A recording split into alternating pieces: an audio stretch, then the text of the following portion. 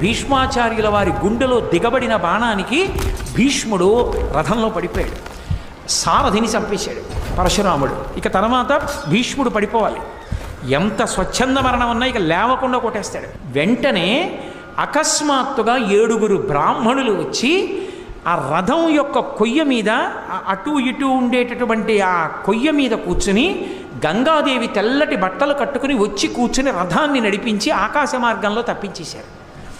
తప్పించేసి ఈ 7 బ్రాహ్మణులు ఈయన్ని ఒక ఇంట్లో దింపారు. భీష్మాచార్యుల వారు రాత్రి పడుకున్నారు. ఎవరో 7 బ్రాహ్మణులు రథాన్ని తీసుకొచ్చారు. నా తల్లి గంగాదేవిని గుర్తుపట్టాను, ఆమె నా తల్లి గంగమ్మ.